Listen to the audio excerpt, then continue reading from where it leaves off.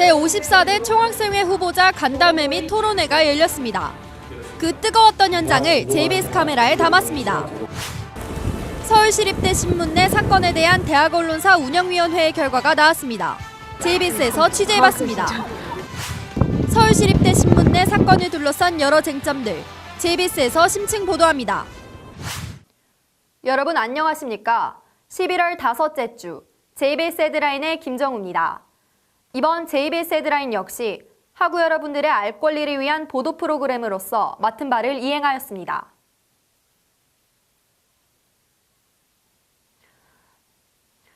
첫 번째 소식입니다. 지난 20일 월요일 총학생회 후보자들을 대상으로 토론회가 개최됐다고 합니다. 후보자들을 대상으로 어떤 논의들이 오갔을지 그 뜨거운 현장을 JBS 카메라에 담아왔습니다. 윤희진 기자의 취재입니다. 지난 11월 20일 저녁 법학관 311호에서 제54대 총학생회 후보자 간담회 및 토론회가 개최됐습니다. 이번 간담회는 기호 1번 도화지 선본과 기호 2번 라온 선본, 언론사 국원 및 학우들이 참석해 다양한 논의를 진행했습니다. 간담회는 라온 선본의 자질 검증 시간을 가진 후 공약에 대한 학우들의 질의응답과 양측 선본끼리 자유질의를 하는 순으로 진행됐습니다. 라온 측은 자질 검증 시간에 질문된 부정청탁 의혹에 대해 너무 감정적으로 대처한 것 같다고 언급하며 해당 사항에 대해 죄송한 마음이라고 밝혔습니다. 그 발언 자체에 제가 공수했다는 점을 분명하게 인정합니다.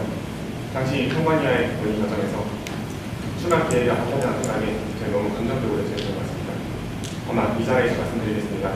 자신의 감정적으로 정솔하게 어떤 발언을 주의하도록 하겠으며 학우들이 실망시키지 않도록 노력하도록 하겠습니다.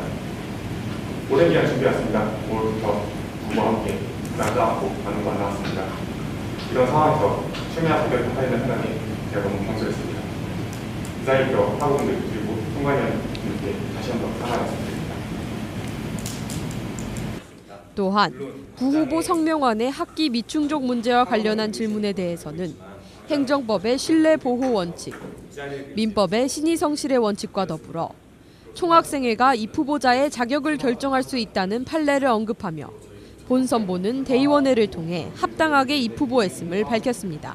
이에 따라서 이를 원리 문제를 총학생이 청원하였고 행정법에 나와 있는 신뢰 보호의 원칙, 민법에 있는 신의 성실의 원칙, 그런데 존재하는 총학생회의 대의가 총학생회장의 자격을 결정할 수 있다는 판례에 의하여 이를 임시대의원회에 청원하였고 이에 따라 임시대의원회 의견에 따라서 현재 지금 공식 입 후보가 있습니다. 그리고 다음으로는 당장에 올라간 행정론에 대해서 부족한 내용에 대해서 말씀드리겠습니다. 먼저 이러한 1년 논란을 일으킨 점에 대해서 이러한 혼란을 야기하면서 학우님들께 사과드려야 될 것 같습니다. 이 자리에서 정식으로 라운 중으로서 사과드리겠습니다. 죄송합니다. 이어 두 선본의 공약에 대한 다양한 논의 또한 이뤄졌습니다. 도화지 선본은 크게 교육, 복지, 인권, 문화와 소통에 대한 공약을 약속했습니다. 이 중 교육 부문의 사이버 강의에 대해서는 기존 K무크 인터넷 강의를 통해 교내에 학점 수강이 가능한 사이버 강의를 도입하겠다고 언급했습니다. 또한 복지 부문에 대해서는 강의실별 냉난방 별도 시스템 도입을 통해 학우들의 복지를 증진하겠다고 약속했습니다. 한편 라온 선보는 소통과 협의, 활력 있는 학생 참여 행사, 안전한 서울시립대, 학생 편의 개선과 건강한 학생자치 도입을 약속했습니다. 이 중 소통과 협의 공약에 대해서는 공공기숙사 건립을 통해 우리 학교의 부족한 기숙사 수용률 문제를 해결할 것이라고 언급했습니다. 더불어 시립대 인근 거리에 세프티드 기법을 도입함으로써 학우들의 안전을 보장하겠다고 약속했습니다. 이번 선거를 통해 선출될 제54대 총학생회는 새로운 100주년을 이끌어 나갈 총학생회입니다. 학우 여러분들의 소중한 한 표 행사하시길 바랍니다. 이상 JBS 헤드라인 윤희진입니다. 다음 소식입니다. 학내 언론기관 중 하나인 신문사 사건에 대한 대학 언론사 운영위원회의 결과가 나왔다고 합니다. 이 사건의 전반적인 내용에 대해 JBS에서 취재해봤습니다. 지난 20일 월요일 학내 언론사 중 하나인 신문사에서 일어난 사건에 대해 대학 언론사 운영위원회의 결과가 나왔습니다. 신문사 사건은 지난 7월 19일부터 신문사 내부에서 진행됐고 피해자가 10월 21일 서울시립대학교 대나무숲에 제보글을 올리며 공론화됐습니다. 제보 내용은 신문사 내의 사건을 알리고 그에 대해 국장단 측이 대처를 적절히 하지 못했다는 것을 규탄하는 내용이었습니다. 국장단이 7월 19일에 피해 사실을 인지했음에도 그 후 약 3달 동안 적극적인 조치를 하지 않았다는 것입니다. 제보글이 올라온 후 10월 31일 페이스북 페이지와 서울시립대학교 광장에 국장단 측의 공식적인 사과문이 기재됐습니다.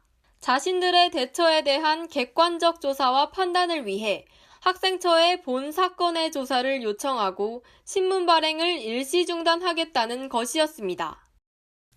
이후 신문사 사건은 11월 9일 진행된 임시대의원회의의 논의 안건으로 의결됐습니다. 그 후 11월 10일 서울시립대학교 광장을 통해 총학생회의 자체적인 사실관계 조사 결과가 기재됐습니다. 이와 더불어 총학생회는 서울시립대 신문에게 2가지 요구사항을 내걸었습니다.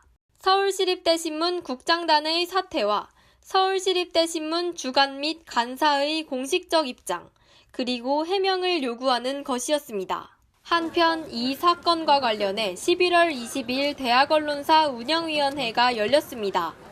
이는 대학신문사 운영 정상화를 위한 방안과 징계사안 여부를 의결하기 위한 것이었습니다. 운영위원회에서 의결된 사항은 첫째, 대학언론사 주간교수의 공개사과, 둘째, 대학신문사 국장단 서면주의 조치 및 운영 정상화 계획 제출 요구, 셋째, 대학언론사 차원의 재발방지 대책 수립입니다. 이후 대학언론사에서는 11월 22일 대학언론사 홈페이지 등에 대학언론사 주간교수의 공식 사과문을 올렸습니다. 사과문에는 대학신문사에서 발생한 불미스러운 일에 대해 책임자로서의 사과의 말이 담겨 있었습니다. 또한 대학언론사 운영위원회의 의결사항도 함께 기재했습니다. JBS에서 취재한 결과 피해자 측은 위와 같은 의결사항에 더 이상 특별한 행동을 취하지 않겠다고 밝혔습니다. 운영위원회의 결과나 국장단이 현재까지 내린 판단에 대해 더 이상 말을 하지 않겠다는 것입니다. 또한 앞으로 국장단이 내릴 판단에 대해서는 조금 더 지켜볼 생각이라고 밝혔습니다. 한편 국장단 측에서는 운영위원회의 의결 결과를 받아들이며 자체적으로 재발방지 대책을 수립하고 매뉴얼을 만드는 데 힘쓰겠다고 밝혔습니다. 국장단이 앞으로 어떤 행동을 취할지 지켜볼 필요가 있어 보입니다. 이상 JBS 헤드라인 윤혜령입니다. 다음으로 앞서 살펴보신 신문사 기사에 대해 한 걸음 더 들어가 보겠습니다.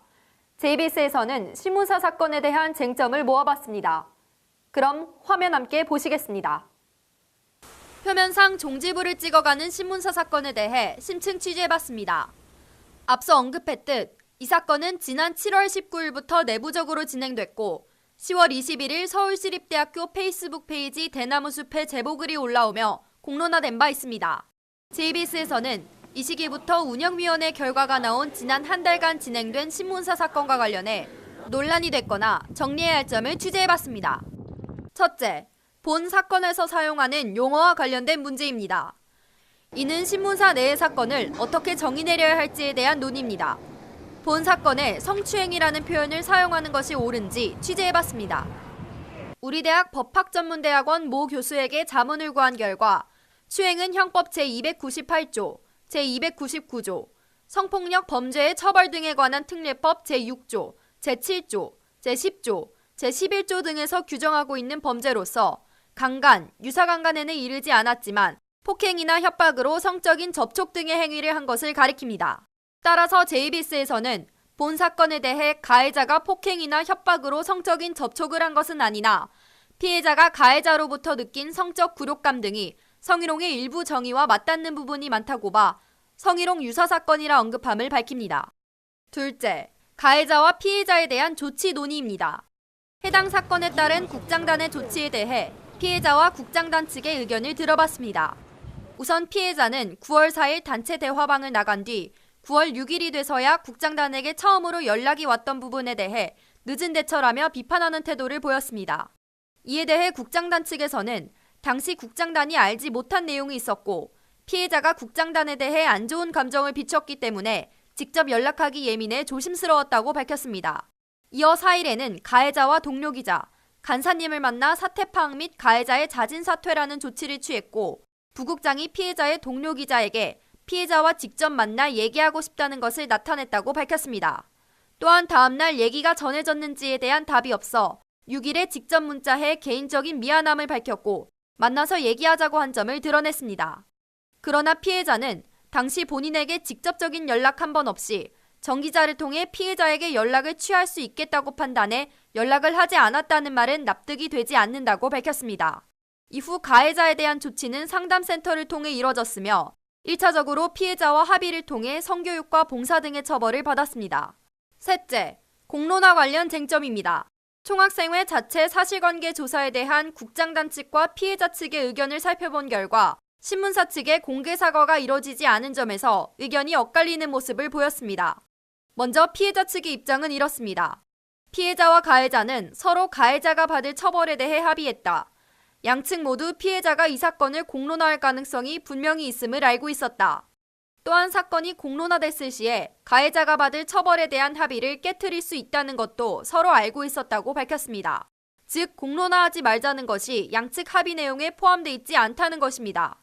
JBS는 취재 도중 피해자와 상담센터 간의 통화 내용이 담긴 녹취록을 입수했습니다. 해당 자료를 통해 위의 입장이 사실임을 확인했습니다. 다음으로 국장단 측의 입장은 이렇습니다.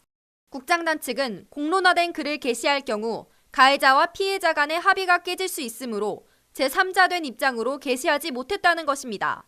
또한 10월 25일 대나무숲에 올린 댓글에 피해자와 가해자 간 이 일을 공론화시키지 않는 것이 포함되어 있었다는 부분은 앞선 피해자 측의 사실관계와 상충되는 부분입니다. 취재 결과 국장단 측에서는 이 부분을 가해자 측의 의견에 따라 판단한 것이라고 밝혔습니다. 또한 가해자의 말을 확인하기 위해 상담센터와의 녹취록을 확인했다고 밝혔습니다.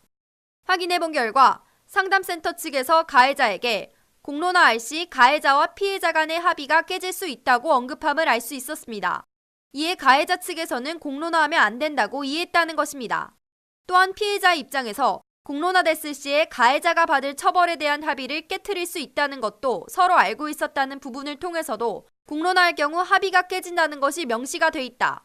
그렇다면 신문사가 공론화할 경우 양측의 합의를 제3자가 깨는 것이라고 판단했다고 밝혔습니다. 정리해보자면 피해자 측에서는 이 일이 공론화될 수 있다는 것을 상호간에 알고 있었다는 입장이며 국장단 측에서는 가해자로부터 공론화하지 않기로 한 합의가 있었다고 전달받았다. 공론화할 경우 양측 간의 합의가 깨지므로 제3자 입장에서 공론화하지 못했다는 의견입니다. 넷째, 대의원회의 신문사 관련 논의 쟁점입니다. 국장단 측에 따르면 총학생회 회의록에는 사실관계와 다른 부분이 있다고 밝혔습니다. 우선 국장단의 참석 여부에 대한 부분입니다. 총학생회 회의록에 따르면 총학생회장이 국장단 측이 대의원회에 참석할 수도 있다고 들었다고 나와 있습니다. 그러나 국장단 측으로부터 입수한 카카오톡에 따르면 해당 사항에 대한 언급이 없는 것으로 보입니다. 이에 대해 총학생회장에게 인터뷰를 요청해봤습니다. 네, 일단 제가 그 국장단한테 참석하시겠냐라는 의사를 물어보진 않았습니다. 네, 물어보진 않았는데 참석 가능할 수도 있다고 들었다라는 그 회의록 워딩에 대해서는 제가 그 해당 회의 때 얘기할 때 이제 주변에 그러니까 익명을 하겠습니다. 주변에 그러니까 신문사 관련한 주변인들 중에 오늘 국장단이 참석할 수도 있다라는 소식을 들었었습니다. 사실 참석 여부에 대해서 물어보지 않아도 되는 회의입니다. 그리고 이 대의원회를 여는 주체는 의장님이십니다. 근데 그거에 대해서 제가 그거를 국장님한테 직접 참석하시겠냐라고 물어보는 게 꼭 필요한 원칙인가에 대해서는 저는 사실 의문이 갑니다. 그래서 분명히 해명을 하시고 싶으시다면은 회의에 오셔가지고 저희랑 같이 논의를 하실 수 있었었는데 이처럼 총학생회장은 관련 주변인들을 통해 국장단이 올 수도 있다는 것을 들었다고 답했습니다. 또한 직접 요청하지 않아도 관련 사항이면 방문했었어야 하는 것이 아닌가라고 지적했습니다. 이에 대해 신문사 측에서는 회의의 성격이 대의원들이 중심인 자리이고 의장과 학생회장의 권유가 없었으므로 참석할 필요를 느끼지 못했다는 입장을 보였습니다. 지난 1학기 학생회비 기사 당시 신문사에 참여를 요구했던 전례를 생각했을 때 참석을 권유하거나 요구를 원할 때는 회의 의장이 권유한다고 생각했다는 것입니다. 따라서 단순 공고라고 파악했으며 대신 질의할 만한 내용에 대한 자료를 총학생회를 통해 첨부했다고 밝혔습니다. 다음으로 이렇게 신문사 측에서 추가 자료를 첨부했으나 총학생회 측에서 기존 입장을 고수하는 점에 대해 알아봤습니다. 이와 관련해 총학생회장의 인터뷰를 요청해봤습니다. 저는 그 해명이 충분치 않다고 일단 판단을 했었습니다. 저희가 판단해 보건대 조치를 취했다고는 하지만 이 해당 문제에 대해서 적극적인 해결 의지가 보이지 않았다고 생각을 했었습니다. 갈등 관계를 파악을 했으면은 그 조직의 장이라면은 먼저 가해자와 피해자를 만나서 적극적으로 계속해서 확인을 하고 적어도 문제가 완전히 해결되기 전까지는 먼저 다가서서 이렇게 문제를 해결하려는 의지를 보여줘야 되는데 늘 대부분의 그 문제를 해결하는 방식이 피해자가 요구를 할 때 그거에 대한 답변에 그치는 정도, 그리고 그 이상의 적극적인 세심한 케어가 부족했다. 그리고 그 갈등을 해결하는 과정에서도 처음에 이제 그 간사님 그리고 주간 교수님의 이제 권고 사항이나 그리고 물어서 진행을 했다고 하는데 서울시립대 신문사라는 조직 자체가 이러한 자체 내부 문제를 해결함에 있어서 분명 그 내부적으로 충분히 소통을 하면서 해결할 수 있는 문제인데 그 부분에 대한 문제 해결의 주체를 주간 간사 교수님한테 저희는 넘겼다고밖에 생각이 들지 않았습니다. 이처럼 총학생회장 측에서는 내부 문제 해결을 충분히 하지 못했다는 점에서 신문사 측에 대한 기존 입장을 고수했다고 밝혔습니다. 이어 총학생회 자체 조사 실시 과정에 대해 다음과 같이 밝혔습니다. 처음에 이제 이 사건과 관련해서 제보자가 저한테 직접 그 비밀을 요구하면서 좀 면담을 부탁을 했었습니다. 이 사실관계 조사 결과 정리의 기본적인 틀은 국장단이 이제 자체적으로 그 일자별로 해가 처음에 쫙 정리를 해주셨어요. 그 자료에다가 이제 피해자가 얘기한 내용들 그리고 그 국장단이 주장한 내용들 초안을 작성한 다음에 국장단한테 보냈습니다. 보냈는데 이 부분에서 자신들의 입장은 이렇다라고 밝히시는데 피해자 입장에서도 이거는 그렇게 판단하면 안 된다. 그리고 자기는 요거에 대해서는 절대 그렇게 해석하지 못하겠다. 그렇게 답변을 해주셔가지고 둘 다 그냥 공개를 해버렸습니다. 피해자의 주장과 그 다음에 국장단의 추가 입장. 그래서 반박과 재반박을 둘 다 공개를 했습니다. 어차피 같이 판단을 학우분들과 그리고 대의원분들께서 해주실 거라고 판단을 하고 둘 다 같이 올렸습니다. 기나긴 논란 끝에 마침표를 찍어가는 신문사 사건. 정상화를 위해 신문사가 어떤 노력을 기울일지 귀추가 주목되는 상황입니다. 이상 JBC 헤드라인 김정우입니다. 개교 100주년 기념 사업의 사업 제안 분야를 11월 29일까지 재공모합니다. 국제교육원에서 진행하는 2018학년도 1학기 글로벌 무역 인턴십 프로그램 참가자를 12월 3일까지 모집합니다. 2017년 동계 서울시정 대학생 인턴십 프로그램 참가자를 11월 29일까지 모집합니다. 서울시립대학교 방송국 JBS에서 제58기 수습국원을 모집합니다. 상대가 부담스러워하는 관심은 폭력에 가깝다. 이기주 작가의 언어의 온도라는 책에 나온 한 구절입니다. 상대방과의 관계가 수직적으로 맺어졌다면 나의 위치가 어디든 내 행동과 발언이 상대에게 어떤 영향을 미칠지 고려해봐야 하지 않겠는가. 더해 누군가 고통을 받고 있을 때에는 예민한 반응을 보이는 것.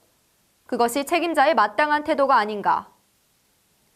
이상 JBS 헤드라인 김정우였습니다. 오늘도 JBS는 최선을 다하겠습니다. 시청해주신 여러분 고맙습니다.